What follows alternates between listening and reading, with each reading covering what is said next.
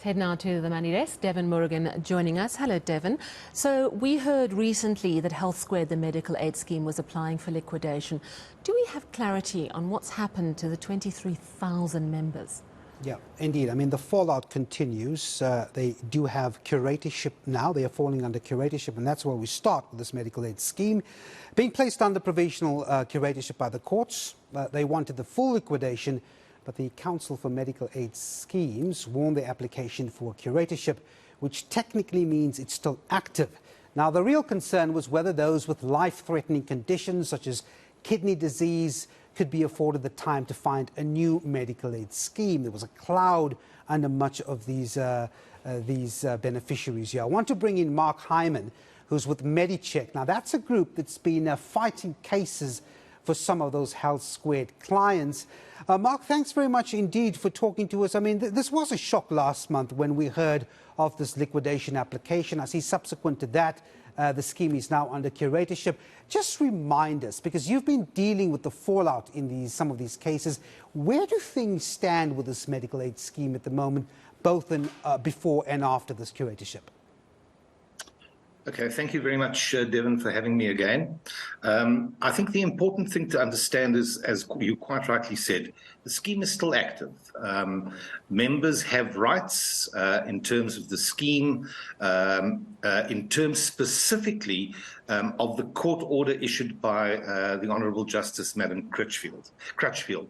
And the critical issue within that court order rests around two points within the court order, which is point 4.2, specifically dealing with patients, and there are 54 of them on the medical scheme of the 38,000 members of the scheme, who are on dialysis with end-stage kidney disease.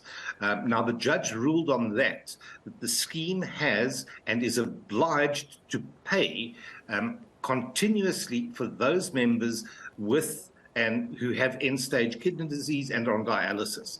And that was a very important ruling that was brought from an intervening applicant, being the Nephrology Society of South Africa, and that ruling was awarded. And I think a lot of credit needs to go to Justice Crutchfield in terms of the item 4.3 within that order. And item 4.3... Go ahead. Yes, then. Item 4.3 expands dramatically on the parties or the members of the scheme who are suffering from life-threatening conditions. And that was a very critical element that Justice Crutchfield brought into the court order. So the scheme is live, the scheme is active. However, the payment of benefits specifically relates to life-threatening conditions. Yeah. So anybody who is undergoing heart bypass surgery, etc., is being serviced by the surgeon was called in to investigate, and the patient had to undergo emergency surgery as quickly as possible. Authorization was requested from the scheme. The scheme declined authorization. Now, that is despite the fact that in the week prior to this, I had negotiated with, before the court order was released, with the nephrology company that they would continue providing service to this patient, and they had. The court order then came out, and they therefore have to provide this continuing ongoing dialysis until the patient can be secured into a new medical scheme. Application for that authorization for the surgery, which was due to take place yesterday morning, was declined by the scheme on the basis that the membership of the member had been changed, i.e. the member was no longer a member of the scheme, which was totally in contravention of the court order.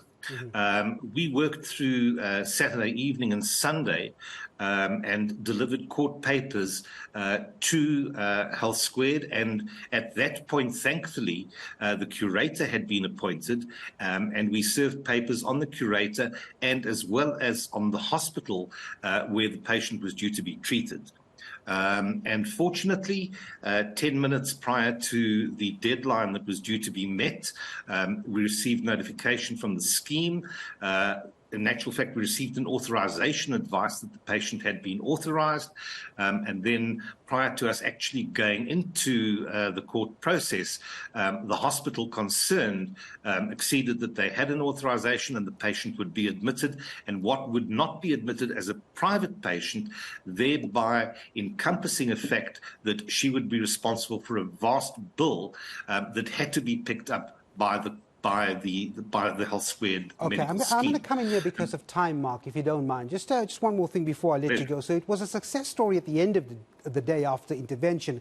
But now that we have this curatorship, can we expect those instances of fallouts to be remedied quickly, or is there still a huge sort of backlog with these marginalized beneficiaries or patients, if you like, that still might fall, under a dark cloud, given what's happened with that medical aid scheme? In other words, is there a positive light ahead, given what we've seen so far, very briefly?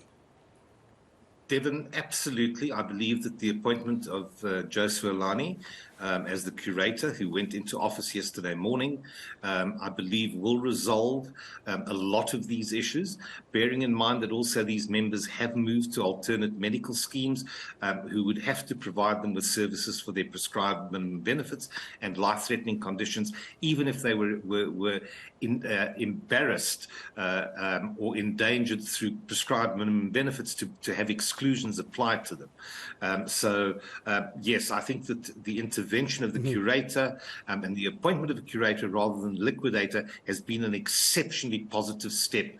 And congratulations to the Council for Medical Schemes and to our attorney, Ibrahim Asfat, who played a very specific role and a key role in this application. All right, we'll have to leave it there in the interests of time. But thank you very much indeed. That's Mark Hyman from Medicheck. Thanks indeed for bringing us up to date on that particular one. All right, quickly.